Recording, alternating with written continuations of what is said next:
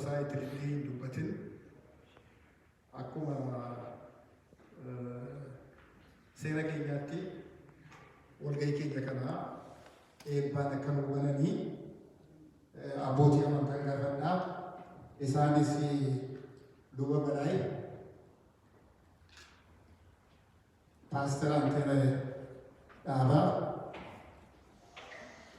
Dr. Ijjiguu, Pastor Takkaa, Obbo Maamala Barbiyaa, asirraa Maamala Barbiyaa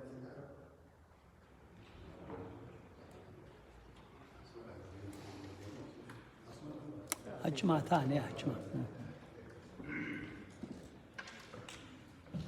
Maqaan Abbaa, Ilmaa, Hafuura Qulqulluu, Waaqa tokkicha.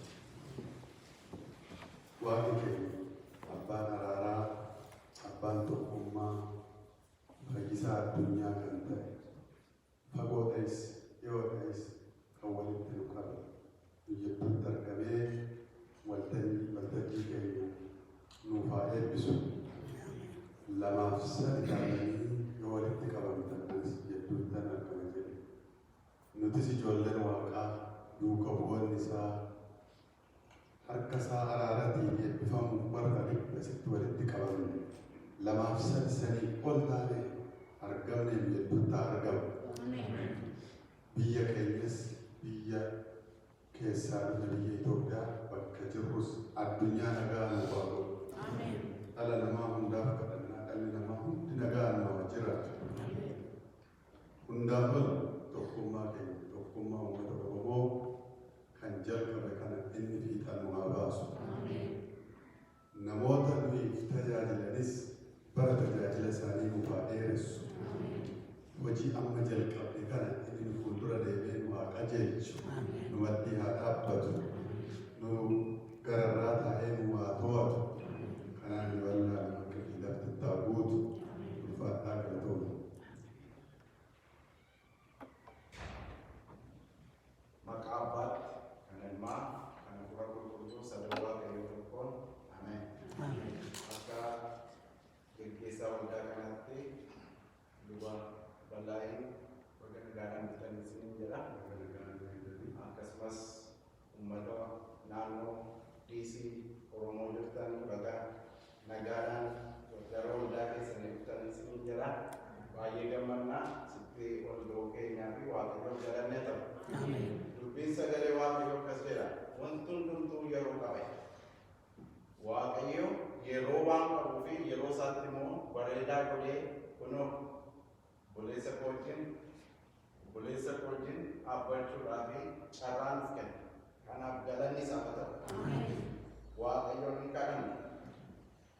Hundumaa gararraa kan jirtu hundumaas kan gootu Waaqayyo keenya galanni bara baraan si duwwaadhaaf haa ta'u. Ati hundumaa gararraa dennee si amanna. Dhuguma mo'atu hundumaa gararraa maqaan kee kan eebbifamu haa ta'u. Gooftaa koo yeroo kanatti sabni kee yaada kanaan dhufee ol fuuldura jira.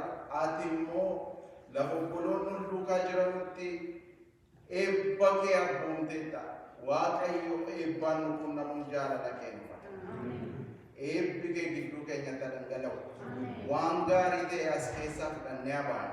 Itti cimnu maqaa Yesuus Kiristoosiin. Ameen.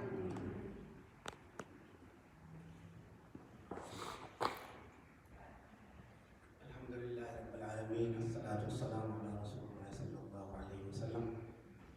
Walitti qabama keenya kana walitti qabama khairii Rabbi nuuf taasisu. Hunduma keenyaa'u akka bakka walitti dhufnee akkasitti walitti nageenya buufnee walitti dhufnee waliin jirru biyya keenya keessattis nageenya nuuf habu. Hunduma keenyaa'u Rabbi nagaa nu haa taasisu. Biyya keenyas biyya keessa jirus nagaa nuuf haa taasisu.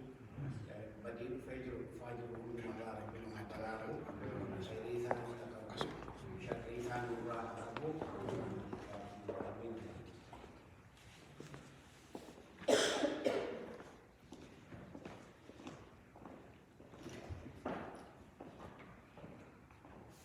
Maqaa Waaqayyo Abbaatti, kan Ilmaatti, kan Hafuura Qulqulluutti Waaqayyo tokko. Amiin. Waaqayyoon galateeffadhaa. Ani waldaa Oromoo Oromoo keessaa tajaajila dubartoota sanaa keessatti dhiyoodha. Hawaasa keenya wajjin wal beekna sirriitti akka ta'utti har'a gammachuu guddaa qabna. Kaleessas hirmaatee iddoo sagantaan gaggeeffametti gammachuu guddaa qabna. Sababni isaa sabni keenya yeroo baay'ee wantooti amantaa isaa osoo hin beekin ta'ee duukaa deemaa turetti kaleessa amma biyya keenya keessatti isa ta'uu asitti biyya qabamee jiru sabni kun afaan Oromootiin wangeela dhageessuun wanta guddaadha. Karaa biraatiin immoo amantiin garaagaraa kan gaggeessinu sabni keenya amantii ofiisaa filachuudhaaf mirga ofiisaa qaba. Nam tokkeeni boodatti sassaabamee iddoo sagadaa ofiisaa dhaabbachuuf mirga ofiisaa qaba. Garuu immoo walitti kan fidu walitti kan jiraachisu tokko jira. Innis immoo Oromoo ta'uu keenya. Tokkoffaan Oromoodhaan lammaffaan nama Oromummaa keenyaan wal keenyaa tokko nuti gammachuu keenya tokko gaddi keenya tokko wajjin kaa'aa wajjin kufna. Sakaan immoo kanaan immoo nama sakaan wajjinis immoo tokkummaa qabna. Kanaaf iyyuu bakka gammanne Waaqayyo hunduma keenya waa eebbisu. Saba keenyatti ilkee akka wannoo isa kamiisitti nama hinditee nu keessatti sun isa gadhiisaa jiru maqaa Yesuus Kiristoos Waaqayyo keessaa buqqisu. Wanta hunda caalaa tokkummaa caala. Tokkummaa caala. Itu tokko taanee jedhanii Dooktar Amaanuel Abrahaam gaaf tokko sabni kun tokko ta'ee waan tokko hunda jiru. Kanaaf iyyuu Waaqayyo waan hunda caalaa tokkummaa nu godhe. Maatii keessatti tokko nu haa godhu. Lafa hawaasaatti tokko nu haa godhu. Lafa waldaatti tokko nu haa godhu. Abbaa manaaf haadha manaa waliin ta'uu geessu. Warra hojii hojjetan warra hojjechiisan waliin ta'uu geessu. Waaqayyo waa eebbisu. Waaqayyo sababuudhaaf garnaa nu fakkeenya. Wal jaallachuu walitti siquu Waaqayyo nu agarsiisu. Maqaa Waaqayyootiin maqaa Yesuus Kiristoos nu Waaqayyootiin eebbisaa kan eebbifamtu ta'a.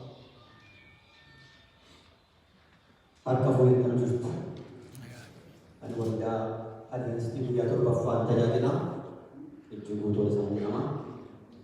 Waaqayyo Waaqa Abrahaam Waaqa Isihaaq gurmuu keenyaaf tokkummaa keenya eebbisu. Biyya keenyaaf saba keenyaaf maanguddoof dargaggoof ijoolleef Waaqayyo bara nagaa biyya nagaa dhufu. Har'as immoo tokkummaa keenya sababii keenya Waaqayyo inni beeku.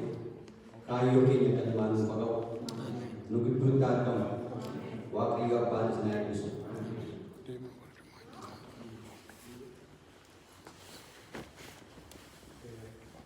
Ashama pada asitti argamne waan baay'ee erkiisee nuungu Oromoo garuu wanni itti amannu jira.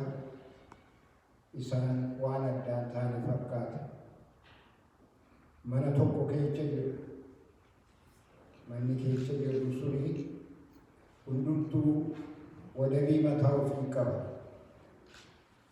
Wadabii abbaan akka barbaadetti geexeffata. Garuu mana tokko keessa jiru. Mana san keessa jirra kan qabu wajjiniin nyaanna, kan dhugnu wajjiniin dhugna.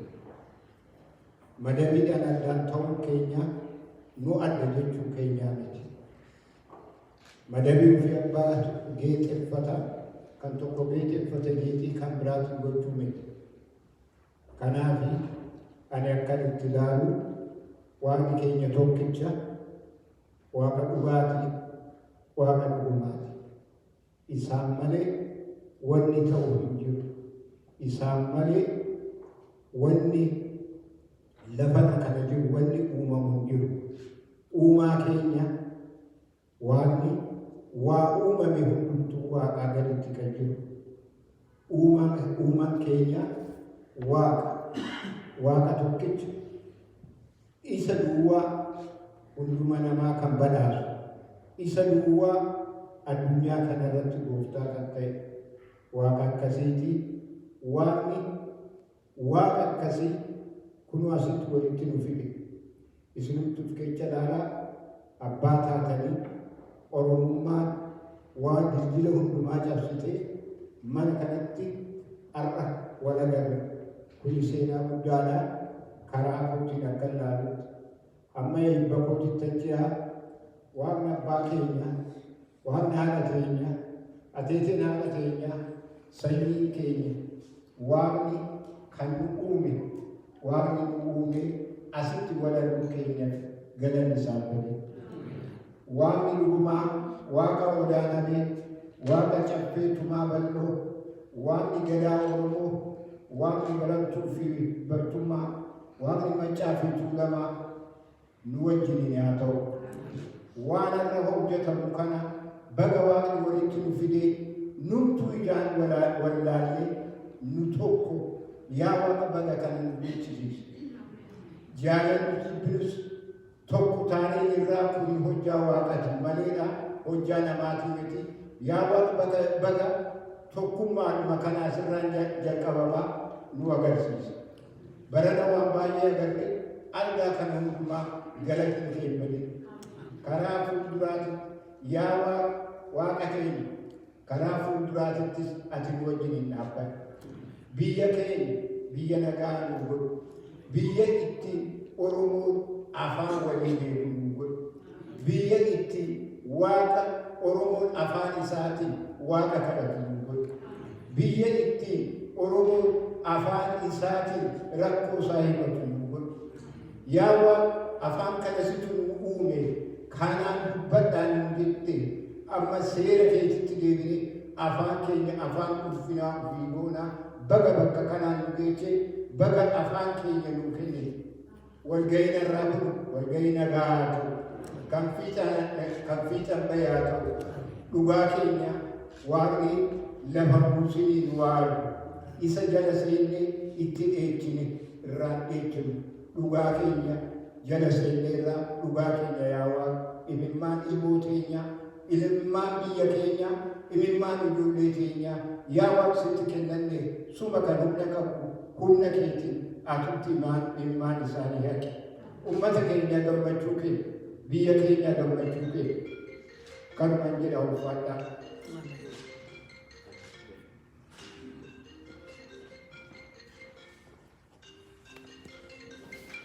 بسم الله الرحمن الرحيم الحمد لله رب العالمين والصلاة والسلام على نبينا محمد وعلى آله وصحبه أجمعين تران ترسي ربي خير خلقون ربي خير قلت قلتمنا لما دماس قرمما كنيان أباتو كن ودي سباتو كن ودي فككنا حدث ولك أبامني نجا بيتي نياتي را تقوشما بيتي نياتي tokkichummaa uummata keenyaatiif afaan uummata keenyaatirraa dubbachuudhaaf carraa rabbii nu kenneef rabbii subhaanahu wa ta'aalaa galata haa galu obboleessa keenyaa ammaas obbo Balaay Fakkaahuu luba Balaay wanti dhufeefis ajaan dhufeefis rabbi haa guutuufi akkasumas dhufiinsa isaa dhufiinsa khayrii rabbi haa godhu deebiinsa isaatis deebii khayrii rabbi haa godhuufi nutis warra khayrii arkee خير وبدو ربي نهاجو هم تو سوار أركي هم تو رايس إفكار ربي نهاجو وربي يسن كيستي نما أولودون تهين نما أول كتاب ربي نهاجو أكسماس أبان كينيا ربي خير وربي جب ربي نهاجو ربي سبحانه وتعالى بيسني نما نجا بيسني إفلا لبوس ربي نهاجو ربي بيسني نجا ربي نهاجو نجاني ربي راهي nutis para rabbii deebina wanni as jiruuf isa gabbaruu fi isa san gammachiifnee warra deebis rabbi nu haa godhu galatoomaa rabbis ni hafan. Fadhaa